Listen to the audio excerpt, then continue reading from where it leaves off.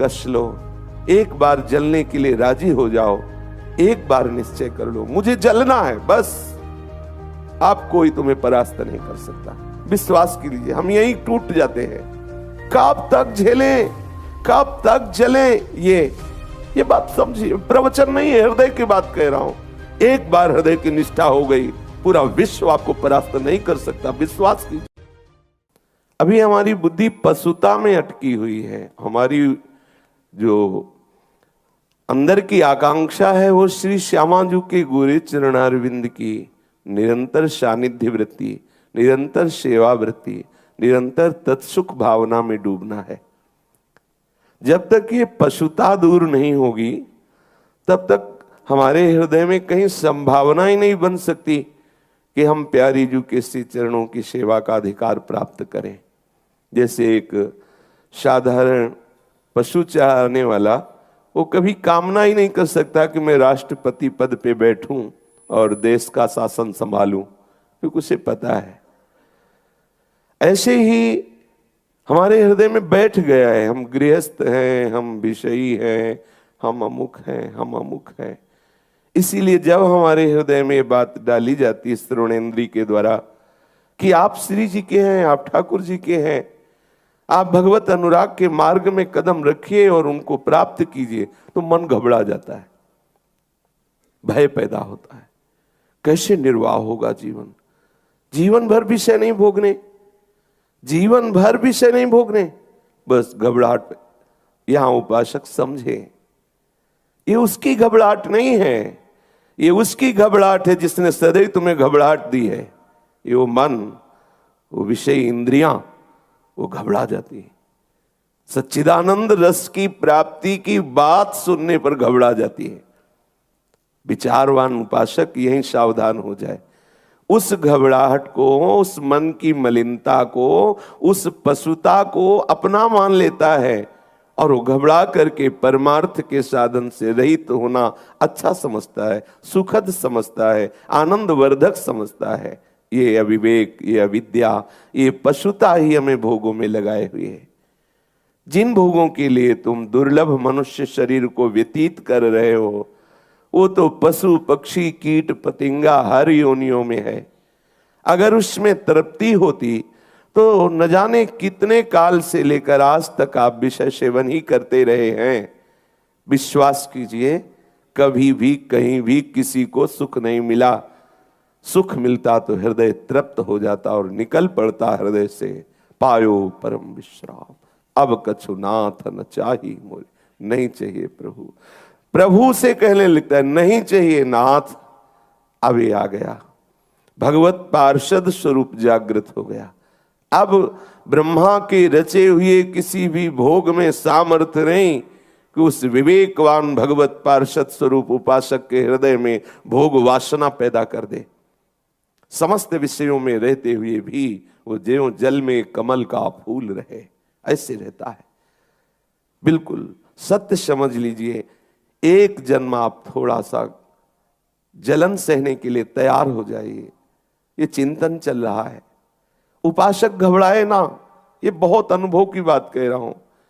यदि आप जले तो हमारी लाडली जो आपकी जलन बुझाने के लिए बरसेंगी, वो आप उस वर्षा में भीगेंगे तो निहाल हो जाएंगे।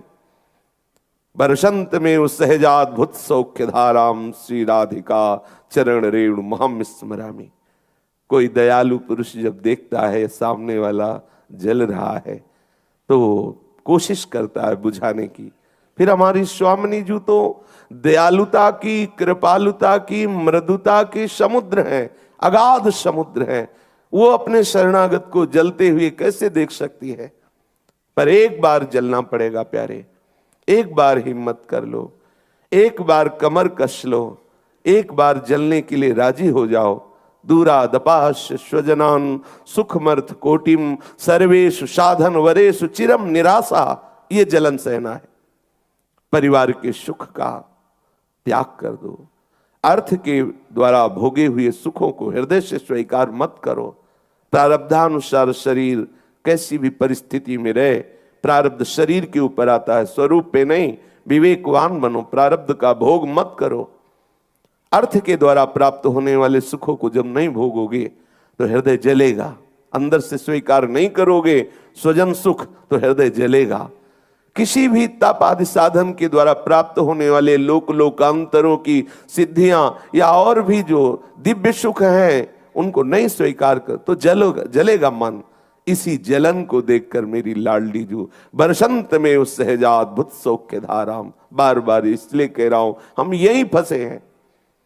हमारा निरंतर भजन इसीलिए नहीं होता, हमारे हृदय में व्याकुलता इसीलिए नहीं होती। ये प्रपंच बड़ा विस्तृत रूप से फैला हुआ है जो हमें मुक्त होने में बहुत बाधा पहुंचा रहा है। इसलिए प्यारे एक बार निश्चय कर लो, मुझे जलना है बस, आप कोई तुम्हें परास्त नहीं कर सकता। ये जन्म हमने लाडली जी को दिया, अब इस जन्म में चाहे जितनी विपत्तियां, संकट या भोगों का सानिध्य या सुविधाएं या अनुकूल परिस्थितियां आवें, लेकिन मेरे चिंतन को नहीं रोक सकती। ऐसी दृढ़ता धारण करो, किसी भी परिस्थिति में चिंतन न छूटे। बाजी जीत जाओगे, लाडली जो हमारे पक्ष में है। नागरिदास इस जन्म जितायो, बलिहारी बलिहारी, वो जिता देंगी। एक बार आप निश्चय करो कि मुझे जलना है। ये जो आप टूट रहे हैं, आपको विषय परास्त कर रहे हैं, आप अंदर से अपने आप को शक्तिहीन महसूस कर रहे हैं, अध्यात्म बल क्षीण हो रहा है, उसका कारण आपकी असावधानी है। आप उस जलन को यदि मिटाने के लिए कोई अन्य सहयोग ले लिया तो बरसंत में उस सहजाद्भुत सौख्य धारा में आप नहीं भींज सकते। आप इस धारा में नहीं आ पाएंगे जो त्रिगुणातीत धारा है, कालातीत धारा है, अपार आनंद ही आनंद। इसके लिए आपको कहीं भी एकांत में भी अपनी आंतरिक जलन मिटाना नहीं है। बस ये आप निश्चय कीजिए, मुझे किसी भी विषय से अपने हृदय की जलन नहीं बुझानी, मुझे जलन बढ़ानी है। ये जलन इतनी बढ़ जाए कि मैं जी न पाऊं, असहनीय हो जाए और पुकार पड़ूं, लाडली अब जिया नहीं जा रहा। बस यही विरह का रूप धारण कर लेता है। इतना अभाव पैदा हो जाए हृदय में लाडली जी के प्रति कि जिया ना जाए। अभी हमारे अंदर अभाव नहीं है, अभी विषयों का अभाव प्रतीत हो रहा है, श्री जी का नहीं हो रहा। देख लो, सत्यता से देख लो। अभी हमारे अंदर शरीर सुख, इंद्रिय सुख ही विश्राम भूमि लग रही है। अभी श्री राधा जुग चरण निवास ये विश्राम भूमि नहीं हृदय में जागृत हुई। मेरे लाडली जी के गोरे चरणारविंद अभी तक हृदय में स्फुरित नहीं हुए। कैसे जीऊं? रात दिन तुम्हारा हृदय इस बात के लिए जलने लगे, आपके हृदय में इतनी व्याकुलता बढ़ जाए कि आपका कहीं भी कोई भी धैर्य बंधा न पावे। कोई विषय, कोई व्यक्ति, कोई स्थान मेरे मन का रंजन न कर पावे। मेरा मन इस ऊंचाई पे चढ़े, किसी भी व्यक्ति के मिलने से, वस्तु के मिलने से, पद प्रतिष्ठा से, भोग से कहीं भी मेरा मन राजी ना हो। वो जलता ही रहे। वो तभी राजी हो जब वैद्य संवरिया होए, प्यारे मिले, प्रीतम मिले। विश्वास कीजिए हम यही टूट जाते हैं। कब तक झेलें, कब तक जलें? ये क्यों? ये कभी प्रश्न आया तुम्हारे हृदय में? कब तक भोगें? अनंत जन्म बीत गए, वही इस मलमूत्र के भांड शरीर में मैं करके अपना अहम स्थापित करके बराबर उसी को भोगते रहे, उसी को भोगने की फिर चाह। कब तक? कभी ऐसा प्रश्न किया मन से? ये तो प्रश्न आ जाता है कब तक सहूं, लेकिन ये प्रश्न आता है कभी कब तक भोगूं, कब तक इसको भोगूं? हे नाथ अब तो कृपा कर दो, हटाओ इस प्रपंच से। ये हृदय में कभी प्रश्न आता है कब तक? अनादिकाल से जब से सृष्टि रची गई इसी को भोग रहा हूं, आज तक खोज रहा हूं, लेकिन क्या विश्राम मिला? क्या वस्तु मिली? नहीं मिली। आप अपने इस जीवन को लाडली लाल को दे दीजिए। लाडली लाल को देने का तात्पर्य है उनके नाम, उनके रूप, उनकी लीला, उनके धाम, उनके प्रेमी जनों का संग। हृदय में किसी भी अन्य सुख को स्वीकार मत कीजिए, तो आपको महासुख की प्राप्ति होगी। जब आप स्वीकार कर लेते हैं तो आप अध्यात्म बलहीन हो जाते हैं। एक एक शब्द ध्यान देने योग्य है। ये जीवन है, जीवन। जहां आपने साइड में एकांत में किसी भी इंद्री के सुख को स्वीकार किया तो आपका वो जो जलन बढ़ी थी वो नीचे दब जाती है। बार बार यही मरण जन्म, बार बार भोग, बार बार यही हमारी प्रक्रिया चल रही। फिर हार करके हम कहते हैं हम इस योग्य नहीं। क्यों? आप इंद्री मन को स्वीकार करके ही तो ऐसी दशा को प्राप्त हो रहे हो। आप सावधान हो जाइए। कभी भी साइड से, एकांत में, कभी भी अन्य जगह से आप अपने मन को लगाइए मत, उसको चैन मत लेने दीजिए। यही साधना है, यही सावधानी है। अगर आपने साइड में किसी भी सुख को भोगा तो आपकी जो अंदर जलन बढ़ी थी, वो जो विरह बढ़ने वाला था, जो व्याकुलता बढ़ने, वो बैठ जाएगी। वो आपको लगता है बड़े चैन से जीवन कट रहा है। नहीं चाहिए ऐसा चैन, ऐसा नहीं चाहिए चैन, ऐसा नहीं चाहिए विश्राम, ऐसी नहीं चाहिए शांति जिसमें कुछ क्षण बाद फिर एक नवीन तृष्णा, फिर एक नवीन वासना, फिर एक नवीन जन्म, फिर एक नवीन कर्म। कब तक ये चक्र चलता रहेगा? कभी तो विचार करो, थोड़ा एकांत में बैठ करके विचार करो। समाज में हम अपने को साधक साबित करते हैं और एकांत में हम अपनी उस आंतरिक अध्यात्म बल शक्ति को क्षीण करते हैं। सावधान। आपके हृदय की जलन बढ़नी चाहिए, इस बात पर ध्यान दीजिए। भगवत प्राप्ति के लिए मुझे जलन चाहिए, मुझे प्रतिकूलता चाहिए, मुझे विपरीत परिस्थिति चाहिए, तभी हम अत्यंत वैरागी होकर अंदर से भगवत अनुराग के लिए तभी हमारा हृदय पुकारेगा, हे दीन बंधु, हे अनाथों के नाथ, स्वीकार कर लो, अब जिया नहीं जा रहा। ये बात समझिए, प्रवचन नहीं है, हृदय की बात कह रहा हूं। जब तक आप सुविधाओं का आंतरिक भोग करते रहेंगे तब तक बाहर नाटक चलता रहेगा और आप इसको महत्व देंगे, जमीन को महत्व देंगे, वस्तुओं को महत्व देंगे, पद प्रतिष्ठा प्रणाम नमस्कार, ये क्या स्वाप्निक विषय को महत्व देकर सच्चिदानंद रस से वंचित हो जाएंगे। एक बार हृदय की निष्ठा हो गई, पूरा विश्व आपको परास्त नहीं कर सकता। विश्वास कीजिए। हमारे हृदय में एक लगन लग जाए। आज के सत्संग की बात गांठ बैठ बांध लीजिए हृदय में कि बाहर से हमें अपने हृदय की जलन नहीं शांत करनी, नहीं स्वीकार करना किसी उस विषय को जिसमें मन राजी हो रहा है। हमें इसे राजी नहीं करना, इसका रंजन नहीं करना, इसका भंजन करना। ये जले, इसने जन्म जन्मांतर से प्रीतम से विमुख किया है, ये जले। ये दुष्ट हमें न जाने कहां कहां भटकाया, न जाने कौन कौन सी कसमें खवाई, तोड़ाई, क्या क्या नहीं भ्रष्ट आचरण कराए। इसलिए अब नहीं, अब लो नशानी, अब नहीं हो सकता। निश्चय कर लो, तुम्हारे निश्चय में इतनी सामर्थ्य, तुम प्रभु के बच्चे हो, तुम अविनाशी सच्चिदानंद की शक्ति हो। उस पूर्णमदः पूर्णमिदं पूर्णात् पूर्णमुदच्यते पूर्णस्य पूर्णमादाय पूर्णमेवावशिष्यते, उस महापूर्ण शक्ति के तुम अंश हो, अर्थात पूर्ण शक्तिमान तुम भी हो, तुम उसी के बच्चे हो। केवल ध्यान दे दो अपने स्वरूप की तरफ। हम भूल गए इस देह को अपना मान करके। तुम्हारा 4 दिन का जीवन है, गोपाल की लीलाओं का गायन करो, उनके नाम का जप करो, उनके श्री चरण माधुरी का चिंतन करो। ये काल भुजंग फन फफकारे हुए बिल्कुल खड़ा है, पता नहीं किस समय उसका प्रहार हो और ये दिव्य दुर्लभ देह नष्ट हो जाए। दुर्लभो मानुषो देहो, पर ध्यान रखो, फन फकारे हुए बिल्कुल फुंकार रहा है, एक क्षण में डस लेगा। दुर्लभो मानुषो देहो, पर देही नाम क्षण भंगुरा। ये क्षण भंगुर किसी भी समय नष्ट हो सकता है, इसलिए पहले से ही आप तैयार रहो छोड़ने के लिए।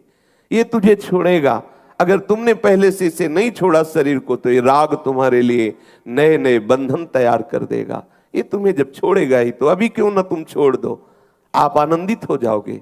इसी का राग तुम्हें भगवत विमुख किए हुए है। बहुत सावधानी की जरूरत है। ये जो तुम्हारे हृदय में विषय भोगने का लोभ है, और इसके लिए तुम जो कपट करते हो, कपट बाहर से कुछ और दिखाई देता है और अंदर तुम्हारे कुछ और है, इसे कपट कहते हैं। नहीं, प्रभु को सरल स्वभाव पसंद है। मोहि कपट छल छिद्र न भावा, कपटी मत बनो। यदि कपटी बने तो हरि कृपा का आप अनुभव नहीं कर सकते। ये इंद्रियों के लिए कपटी क्यों बन रहे हो? ये अंदर से तुम्हें प्रेरित कर रही भोगों के लिए, तो तुम इनका विरोध क्यों नहीं करते? ये जब से विरोध प्रारंभ हुआ तभी से हमारी साधना पुष्ट हुई, और जहां इनके अनुकूल गए तो हमें विषयी बना दिया। आप समझो, पहले इसी का तो त्याग करना है। यही हमारे आनंद की घातक वृत्ति है, जो इंद्रियां विषयों में जा रही हो, आप उसमें राजी हो, और इतना राजी हो कि हरि गुरु से कपट करके आप समझते हो एकांत में कोई देख नहीं रहा, अरे तुम्हारे हृदय में बैठा हुआ वो देख रहा है। कैसे तुम उससे प्रीति प्राप्त करोगे? कैसे तुम सच्चिदानंद रस को प्राप्त करोगे? क्यों कपट कर रहे हो? नहीं सहा जाता तो रो उनके सामने, उनसे प्रार्थना करो, उनको पुकारो। कपट करके बाहर से कुछ और अंदर से कुछ और अपने जीवन को क्यों धोखे में डाल रहे हो? ये विषय भोगने का लोभ ही तुमसे कपट कराता है। तुम ऐसा समय क्यों दिए चिंतन करने का? जैसे आप अभी बैठे हुए हो, क्या विकार है? क्यों? क्योंकि आपने अपनी श्रवण इंद्रिय सहित मन को सत्संग में लगा दिया। तो आप एकांत में जब समय देते हैं, विषय चिंतन करते हैं, विषय स्फुरणा होती है, विषय संकल्प बनता है, तब विषय क्रिया होती है, फिर आप अध्यात्म बलहीन हो जाते हैं। आपके अंदर आध्यात्मिक उत्साह नहीं रह जाता। क्यों आप ऐसा करते हैं? आप अपने आप को धोखा क्यों दे रहे हैं? आप देखिए, अंदर झांक कर देखिए, आपके ऊपर कितनी कृपा हुई। संसार चक्र संस्कृति मांझ बरियाई के पायो, मानुष देह वृथा कतडा। तुम चक्र में पिस रहे थे, उससे प्रभु ने तुम्हें अलग कर लिया, तुम्हें संसार से अलग कर लिया, अपना साधक चुना, अपना पार्षद चुना। फिर तुम कपट क्यों कर रहे हो? यदि वही विषय भोगना है, वही कपट करना है, फिर बाहर से आप पार्षद रूप क्यों हैं? आप भगवत भक्त का बाना धारण किए हुए हैं, भगवत मार्ग के पथिक हैं, आपको प्रभु ने पसंद किया, तो आप इतना सह नहीं सकते, जबकि वो आपको नहीं सहना पड़ रहा। उन दुष्ट इंद्रिय और मन को जलना हो रहा है, जो आपको सदैव जलाते रहे, बांधते रहे, प्रीतम से विमुख है। थोड़ा विवेक धारण करो, थोड़ा सा विचार करो। आप इतने तन्मय हो रहे हैं इंद्रिय मन में, जैसा वो प्रेरणा करते वैसा हम करते, हम समझ रहे हैं वो हमें सुखी कर रहे, अरे वो बांध रहे हैं। जैसे हम बिच्छू के डर से सांप के बिल में हाथ डाल दे और वो काट खाए, ऐसे ही हम भोग वासना की जलन को ना सह करके जब भोगते तो उतना विष फैल जाता है। और नवीन संस्कार, पहले बिंदु मात्र आता है, फिर तरंग मात्र होता है, फिर समुद्र हो जाता है, हटाना मुश्किल हो जाता है। इसलिए उपासक सावधान। किसके लिए कपट कर रहे हो? उन दुष्ट इंद्रियों के लिए, उस दुष्ट मन के लिए जो हमारे प्रीतम से विमुख करके विस्मृति करा दी। ऐसा लगता है श्यामा श्याम या प्रभु कोई और है, ऐसा लगता है, ऐसा लगता है। कितने ये दुष्ट हैं जो हमें संसार में फंसा दिए। हमें बाहर के दुष्ट परास्त नहीं कर सकते। एक संसार दुष्ट की संगति ताहू में तुम पुष्ट करावो, विनती करो सकल धर्मिन सो, धर्मी हो जिन नाम धराओ। आप धर्मी कहलाते हो, आप कैसे कैसे वैष्णव कहलाते हो, भगवत भक्त कहलाते हो, शरणागत कहलाते हो, और आप प्रभु से विमुख कपट करके भोगों को स्वीकार कर रहे हो। क्यों? कौन सा सुख चाहिए? सच्चिदानंद प्रभु के सुख से वंचित होकर अभी तक यही भोगते रहे। हरिराम व्यास जी कह रहे, ये भोगों का लोभ तुम्हारे हृदय में कपट पैदा कर रहा। प्रभु कह रहे, मोई कपट चल छिद्र न भावा। हमें ये कपट अच्छा नहीं लगता। आप प्रभु के दास कहला, आप थोड़ा सा विचार करोगे तो आपको बल आ जाएगा। किनके लिए? जनेंद्री मिल गया मन से और मिल करके हमें परास्त कर रहा, रसेंद्री मिल गई मन से हमें परास्त, और उस परास्त को आप सहर्ष स्वीकार किए हुए, आप उसे स्वीकार किए हुए कि मैंने आज ये भोग लिया, मैंने एक बहुत बड़ा विजय प्राप्त कर लिया। आप देखिए, थोड़ा भ्रम को देखिए। वो शत्रु हमारे परम प्रीतम प्रभु से विमुख करके हमारी दुर्गति कर रहा है, हमारे अध्यात्म बल को नष्ट कर रहा है, हमारी वृत्तियों को मलिन कर रहा है, हर्षित हो रहे। आज हमने भोग लिया, आज हमने अमुक विषय भोगा, आज हम इस विषय को प्राप्त कर लिए, गर्व कर। अरे अपने पतन को तुम गर्व मान रहे हो? तुम एकांत में अपने प्रीतम के लिए तड़पना रोना छोड़ करके विषय क्रिया कर रहे हो, विषय चेष्टा कर रहे हो। प्यारे समझो, कुछ दिन का जीवन, ये कर्तव्य की फांसी, ये धर्म की फांसी आपको प्रभु से विमुख की है, समझो पहले। इसीलिए प्रभु कहते हैं सर्वधर्मान परित्यज्य, स्वयं आदेश कर रहे, महारस की प्राप्ति के लिए तुम्हारा जन्म हुआ है। प्रभु ने कृपा, ये कपट छोड़ो। हमें श्रीधाम वृंदावन में वास करते हुए भी प्रेमानंद का अनुभव इसीलिए नहीं हो रहा, हम कपट कर रहे हैं। बाहर से कुछ और है, अंदर से और है। क्यों? क्या सर्वंतर्यामी, सर्वशक्तिमान, सर्वत्र विराजमान प्रीतम नहीं देख रहा? उससे कपट क्यों कर रहे? आप उस समय रोइए, आपको नहीं सहा जा रहा, ये आपको इंद्रियां परास्त करें, आप प्रभु से प्रार्थना कीजिए। उल्टा होता है, हम प्रार्थना और रोने की जगह और कपट करके उनको हृदय में इतना छुपा के रखते हैं। अगर गुरुजन पूछे भी कि क्या आपके द्वारा ऐसी त्रुटि हो रही, आप बिल्कुल साफ मना कर देते, नहीं। क्यों?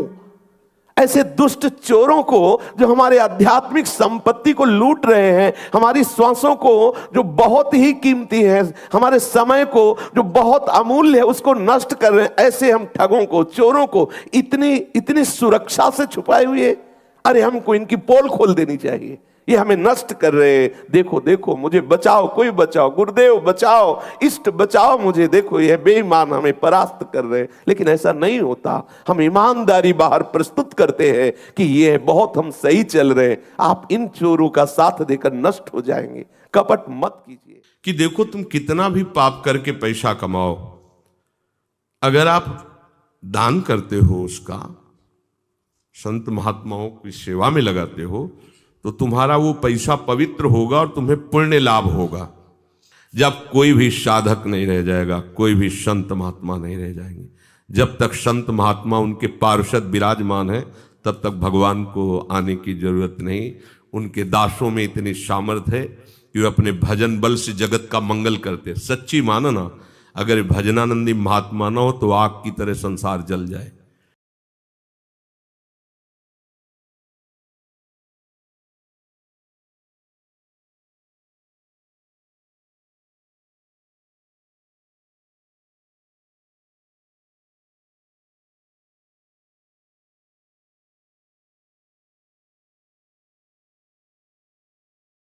धर्म की हानि और अधर्म की वृद्धि होने पर लोगों की प्रवृत्ति केवल अधर्म में हो जाती है। ये बहुत बड़ा दुर्भाग्य बढ़ता जा रहा है कि अपने लोग ऐसा समझाने लगे हैं कि देखो तुम कितना भी पाप करके पैसा कमाओ, अगर आप दान करते हो, उसका संत महात्माओं की सेवा में लगाते हो, तो तुम्हारा वो पैसा पवित्र होगा और तुम्हें पुण्य लाभ होगा।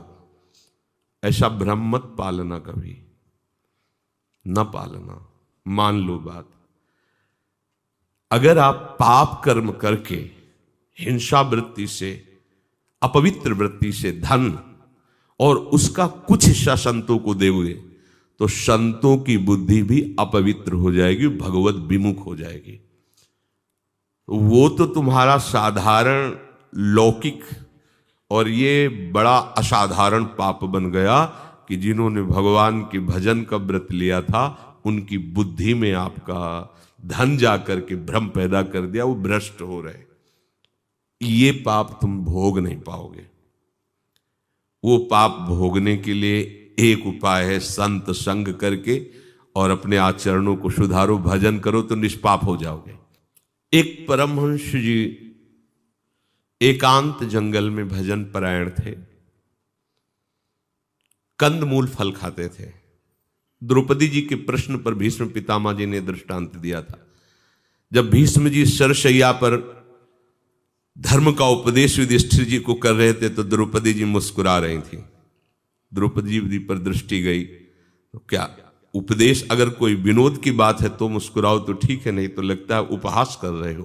तो ऐसा ही कुछ भीष्म, बेटी इस समय तुम्हारे मुस्कुराने का मतलब, अच्छा तुम साधारण नारी हो नहीं, तुम्हारा मुस्कुराना व्यर्थ होगा ही नहीं, तो क्या कारण है? तो बोले मुझे कुछ ऐसा प्रश्न आ रहा है कि ये वही धर्मात्मा बोल रहा है जिससे मैं चीख चीख के पूछ रही थी क्या यह धर्म है। उस समय उत्तर नहीं दिया जा रहा था और आज बड़े बड़े धर्म के व्याख्यान कर रहे, ये वही धर्मात्मा भीष्म है। तो उनका हाँ बेटी तुम्हारा प्रश्न ठीक ही है, उस समय मैं पापी दुर्योधन के पक्ष में उसका अन्न खाता था, इसलिए मेरी इतनी सामर्थ्य नहीं थी। आज 6 महीना बाणों से बिंधा हुआ, रक्त स्राव होकर भयंकर कष्ट भोगा, अब बुद्धि पवित्र हो गई, अब जो बोलूंगा वो ठीक निर्णय होगा। तब उदाहरण दिया था इन परमहंस जी का कि एकांत में रहते थे, कंदमूल फल खाते थे, कभी किसी नगर में भिक्षा के लिए भी नहीं जाते थे। एक दिन चक्रवर्ती सम्राट उधर गया और इनको देखा, बड़ी श्रद्धा हुई, प्रणाम किया और बहुत प्रार्थना की कि आप महल पधारिए। कई बार गए, प्रार्थना की तो उनका हृदय द्रवित हो गया। महल आए, बड़ा स्वागत किया गया और महारानी ने स्वयं अपने हाथ से सुंदर सुंदर भोग पकवान बनाए, उनको पाए उदासीन होकर चले आए। कोई सम्मान उसका, कोई उनको प्रभाव नहीं पड़ा। दूसरे दिन स्मृति आने लगी, तीसरे दिन तन्मयता बढ़ने लगी कि यार वो अब कंदमूल फल की तरफ हेरना भी अच्छा ना लगे। वो खीर, वो गरम गरम पूड़ी, वो कचौड़ी, वो बहुत अच्छा था। कभी फिर राजा बोले तो अच्छा रहेगा। कई बार पहले प्रार्थना की तो अस्वीकार, अब अंदर से चाह। राजा आए, बहुत अंदर से प्रसन्न हुए कि कहेगा जरूर। बोले महाराज कभी पधारे, बोले आज ही चलिए, ज्यादा प्रार्थना नहीं कर। चल गए। फिर वही सुंदर सुंदर पकवान पाए तो देखा ऐसे तो बड़ा सुंदर हार रखा हुआ था। रानी अवसर देखा जब, क्योंकि दास दासियों से सेवा नहीं स्वयं रानी कर रही थी, वो उठे और वो हार उठाया अपनी झोली में डाल लिया, चुपचाप पाए और बस निकल लिया। हाँ, आशीर्वाद निकल। जब वो चले गए तो महारानी ने कहा इस महल में जितने दास दासियां हैं ये सब हमारे इतने विश्वसनीय कि हम अपने पर भले संशय कर लें, उन पे नहीं कर सकते। और हमारा जो हार श्रृंगार का गया वो आपके महात्मा ही ले गए हैं। ऐसा राजा ने कहा बिल्कुल मत, ऐसा उच्चारण भी मत करना, हम आपके लिए एक की जगह कई हार बनवा। ऐसा शब्द उच्चारण करने पर हमारे देश के महात्माओं की महिमा पर ये कलंक होगा, आप मत बोलिए। तो बोले जब चुरा ले गए हैं तो बोलूं क्यों ना। तो नहीं, बिल्कुल चुप रहे। वो बड़े धर्मात्मा थे। 5-6 दिन व्यतीत होने के बाद महात्मा ने झोली उठाई तो वजन लगा, हाथ डाला तो हार उनका, अरे ये हार कैसे आ गया? वो मैंने चोरी किया। ओहो, बस ऐसे हार लेकर के वहीं से चिल्लाते हो मैं चोर हूं, मैं अपराधी हूं। और राज दरबार, राजा बहुत धर्मात्मा थे, उन्होंने हाथ जोड़कर कहा महाराज बस मैं यही देखना चाहता था कि आप महात्मा जन कितने त्यागी हैं। अहोभाग्य कि हमारे देश में आप जैसे महात्मा। ये हार मैंने स्वयं आपकी झोली में डाला सभा में कि कहीं संत की महिमा कलंकित ना हो जाए। राजा ने अपनी बात संभाली, महर ले गए।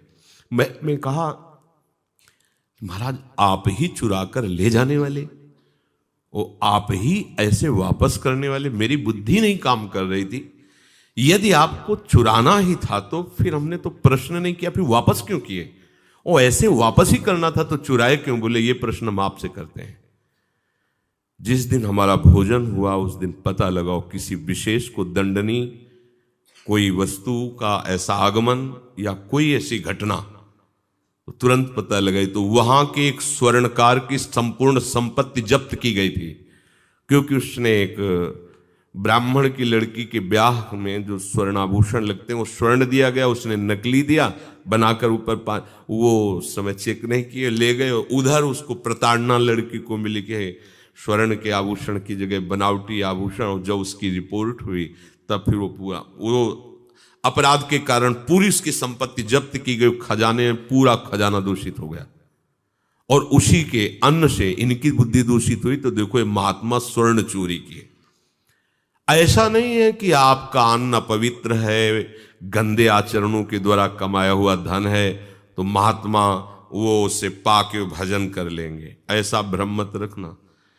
एक बार पूज्यपाद सिउड़िया बाबा जी महाराज, कई बार हमने बताया है, वो कहीं से जा रहे थे तो एक ग्राम में कोई धनी मानी थे, उन्होंने बहुत अनुनय विनय करके रुका। बाबा तो बाहर ही रुक गए सब संतों से, पर भिक्षा स्वीकार कर ली। शाम का समय, वो खूब अच्छे अच्छे पकवान सब पवाते ही हैं, संतों पर श्रद्धा करते हैं। पाए तो सुबह सब महात्मा एक दूसरे की तरफ देखकर अपनी अपनी रात बीती बताए। सब बाबा के पास आके बोले बाबा सबका ब्रह्मचर्य नष्ट हो गया। बोले बुला उसको, बुलाया उसको।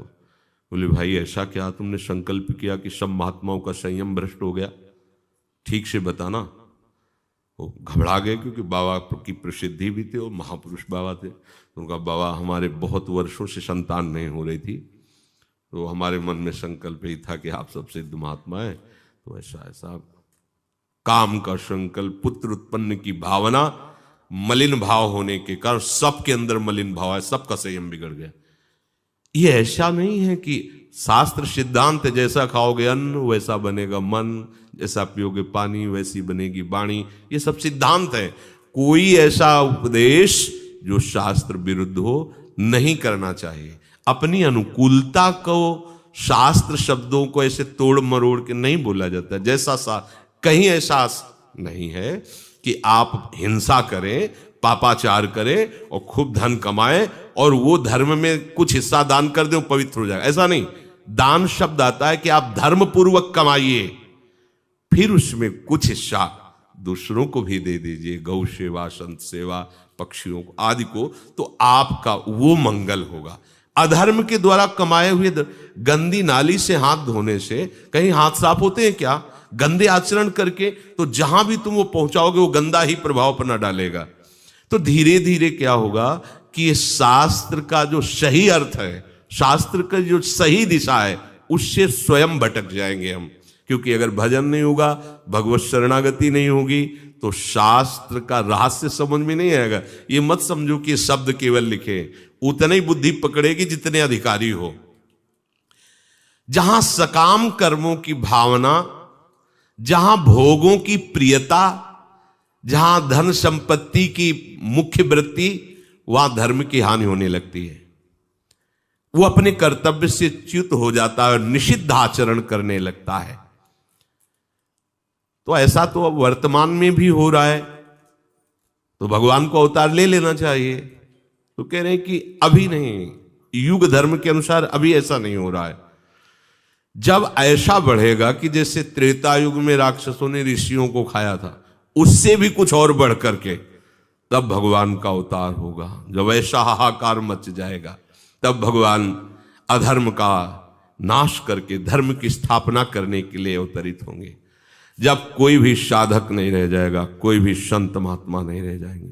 जब तक संत महात्मा उनके पार्षद विराजमान है, तब तक भगवान को आने की जरूरत नहीं। उनके दासों में इतनी सामर्थ्य है कि वे अपने भजन बल से जगत का मंगल करते। सच्ची मानो ना, अगर भजनानंदी महात्मा ना हो तो आग की तरह संसार जल जाए। यहां कहने की जरूरत थोड़ी होती सर्वे भवन्तु सुखिना। कमल खिलता है, पराग की गंध फैल जाती है। एक भी भजन करेगा, भजन से सर्व मंगल विश्व मंगल होता है। एक भी भजन करेगा तो विश्व मंगल होता है। यहां तो अभी भारत में संतों की कमी थोड़ी है। कोई उनका गलत भेष धारण करके, गलत भावना वाले, गलत अनुसरण करके संतों की महिमा में कालिमा लगाएं तो उससे कोई भी फर्क नहीं पड़ता। सत्य को कोई ढक नहीं सकता। चाहे जितने बादल आ जाएं, ऐसा नहीं कि सूर्य उगना ही बंद हो जाएगा। वो थोड़ी देर के लिए ऐसा होता है, फिर प्रकाशित होता है। तो भगवान कहते यदा ही धर्मस्य ग्लानिर्भवति भारत अभ्युत्थानम अधर्मस्य तदात्मानं सृजाम्यहम् परित्राणाय साधूनां विनाशाय च दुष्कृतां धर्म संस्थापनार्थाय संभवामि युगे युगे। जो धर्मात्मा है, जो साधु हैं, जो भक्तजन है, जब उनकी रक्षा करने वाला कोई नहीं रह जाता, तब मैं अवतरित होता हूं। पाप कर्म करते करते इतने क्रूर कर्मी हो जाते हैं कि धर्मात्माओं का, साधु महात्माओं का भी कुछ कुछ छुटपुट ऐसी बातें शुरू हो गई हैं।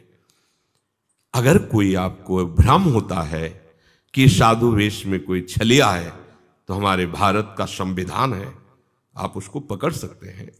आप संविधान की रक्षा करने वाले सरकारी कर्मचारियों के हाथ में दे सकते हैं। आपका अधिकार नहीं है कि आप स्वयं न्यायाधीश बनकर दंड दे दें, ऐसा अधिकार नहीं। समाज को सुरक्षित रखने के लिए हमारे देश में संविधान बनाया गया है। उस संविधान के अंतर्गत उसकी रक्षा के लिए सेना है, शासक, कर्मचारी जन है। अगर आपको कोई लगता है कि छलिया है, ये बच्चा चुराने वाला है, या ये पाखंडी है, तो आप उस सरकार के हाथ में दे दीजिए, वो दंड देगा। आपको दंड देने का अधिकार, ऐसा नहीं कि पशुओं की तरह घेर करके उसको मार डाला जाए। यह अधिकार तो कहीं किसी के लिए, घोर पापी को भी ऐसा आपको करने का अधिकार नहीं, क्योंकि हमारे सरकार का शासन है। आप सरकार को समर्पित कीजिए, न्यायालय बना हुआ है, उस पर न्याय किया जाएगा। फिर कोई साधु वेश में है, हो सकता है कोई पाखंडी भी ऐसा हो सकता है, हम उसको नहीं कहते कि सब सत्य ही हो सकता है, पर अपना कानून भी है, अपना संविधान है, संविधान के अंतर्गत चलना। जब सरकार का संविधान नहीं और शास्त्र का संविधान नहीं, ऐसा अत्याचार पूरे विश्व में बढ़ जाएगा, तब भगवान का अवतार होता है। अभी तो संविधान है, ऐसा नहीं है, पर छुटपुट ऐसी बातें होती है। साधुओं की रक्षा, भक्तों की रक्षा, जब पाप कर्मी लोग ऐसा अत्याचार करने लगते हैं तो भगवान इनकी रक्षा के लिए अवतरित होते हैं और उन पापियों का विनाश करते हैं, धर्म की भली भांति स्थापना करते हैं। इसीलिए भगवान युग युग में अवतरित होते हैं। भगवान के अवतार में और संतों के अवतार में यह अंतर होता है। भगवान दुष्ट का विनाश करते हैं और संत दुष्टता का विनाश करते हैं। घोर पापी को भी महात्मा बना देते हैं। राम राम जप, कृष्ण कृष्ण जप, उसको सुधार करके उसका नाश नहीं करते, उसको मारते नहीं हैं। इसीलिए प्रभु के दासों की महिमा प्रभु से बढ़कर के गाई गई कि वो पापी और दुष्ट को मारते नहीं हैं, उसकी पाप प्रवृत्ति और दुष्टता का नाश करके उसे महात्मा भगवत प्रिय बना देते हैं, भगवत प्रिय बना देते हैं। भगवान कृपा करके हम सबकी बुद्धि ऐसी शुद्ध करें कि उनके नाम जप, उनके लीला गायन, उनकी सेवा और उनके भक्तों में कभी संशय न हो। ये बुद्धि धोखेबाज है, कभी भी धोखा दे सकती है। इसलिए भगवान से प्रार्थना करनी चाहिए, नित्य प्रार्थना करनी चाहिए, हे प्रभु आप हमारी बुद्धि को ऐसे शुद्ध करो कि आपके नाम में संशय न हो, आपके लीला चरित्र में संशय न हो, आपके भक्तों में संशय न हो। ये जन्म अगर नाम, लीला चरित्र और भगवत सेवा, भगवत भक्तों में कभी संशय ना हुआ तो निश्चित भगवत प्राप्ति हो जाएगी। बहुत सहयोग भी है कलयुग का, बहुत सहयोग है। जो 10,000 वर्ष की तपस्या से फल मिलता था वो 24 घंटे नाम कीर्तन करने से प्राप्त हो जाता है। इसलिए सब सावधान रहे, बुद्धि को दूषित होने में देर नहीं लगेगी। पक्का समझ लीजिए, एक क्षण में बुद्धि, सम्राट परीक्षित धर्मात्मा है, गर्भ में ही भगवत साक्षात्कार हुआ है, क्योंकि जो ब्रह्मास्त्र के तेज से बचाने के लिए भगवान गए तो गर्भस्थ शिशु को उसी समय उनका अनुभव हुआ है। भगवान बड़े कृपालु हैं। देखो कलयुग ने उनकी बुद्धि में भी भ्रम पैदा कर दिया। एक महात्मा समीक ऋषि समाधि में है और ये जाके मरा हुआ सर्प ऐसे डाल दे, ये अभद्र व्यवहार। संतों के साथ ऐसा नहीं, अभद्र व्यवहार है। पर बुद्धि कलयुग जब ऐसे महापुरुष की बदल सकता है तो अपने लोग तो मच्छर हैं, उनके सामने क्या है। वो तो भगवान के निज जन है, भगवान के भांजे हुए अभिमन्यु जी, सुभद्रा पुत्र अभिमन्यु, अभिमन्यु पुत्र परीक्षित, बिल्कुल नजदीक भगवान की। और वैसे भी भगवान के महान भागवत पांडव वंश में प्रकट हुए। भगवान ने गर्भस्थ शिशु की रक्षा की, भगवान ने ही जीवन दान दिया। ऐसे महापुरुष की बुद्धि भी कलयुग बदल सकता है। तो अपने लोगों की हाँ एक उपाय है कि नहीं बदल पाएगा, हर समय राधा राधा राधा। फिर कलयुग की क्या, भगवान की भी ताकत नहीं, फिर किसी की ताकत नहीं, राधा राधा राधा, कोई बाधा नहीं, बिल्कुल मंगल। तो डरते रहो। जैसे हमें पता हो कि इस गली से जाएंगे तो लुटेरे मिलेंगे, मार डालेंगे, छीन लेंगे। अच्छा ये बोलोगे तो वो नहीं मारेंगे, तो फिर आप वही बोलते चले जाओगे। संसार बहुत बड़े लुटेरों से भरा हुआ, काम क्रोध लोभ मोह मद मत्सर पग पग पर। अगर राधा राधा बोलोगे तो कोई बाधा नहीं रहेगी, बस इसे पकड़े रहना, उठते बैठते चलते फिरते राधा राधा राधा राधा। अगर भगवद स्मरण चल रहा है, यश स्मरण मात्रेण जन्म संसार बंधनात् विमुच्यते नमस्तस्मै विष्णवे प्रभु विष्णवे। भगवान का स्मरण चल रहा है तो कभी भी कोई भी हमें हमारे मार्ग से भ्रमित नहीं कर सकता। स्मरण छूटा हानि हो गई, इसलिए नाम जप करते रहो। ऐसे लोगों के पास बैठो मत जो आपका भजन छुड़वा दें, प्रपंच की बातें करें, निंदा स्तुति करें। यहां न कोई निंदा का पात्र है न कोई स्तुति का पात्र है, बात समझ लीजिए। यहां एक भगवान का ही खेल चल रहा है। कहीं त्रिगुणात्मिका माया के द्वारा ग्रसित बुद्धि से सब खेल हो रहे हैं, तो कहीं त्रिगुणातीत भाव में। अब अपने काहे को किसी की निंदा स्तुति करें।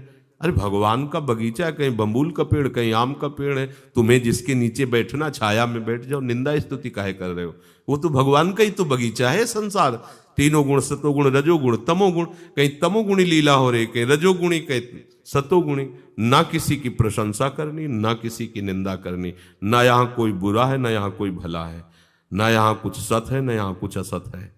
सच्ची बात समझो, एकमात्र वासुदेव, एकमात्र प्रभु है। ये सत्य अपने लक्ष्य में रखो। किसी की निंदा स्तुति न सुनो, न करो, ये बड़ी हानि की बात है। तात सुनहु माया कृत गुण और दोष अनेक, गुणया उभय न देखी, देखी सो निरंतर नाम। काम बना लो, निकल चलो इस संसार की ज्वाला से। बस राधा राधा राधा राधा, सुने न काहू की कही और कहे ना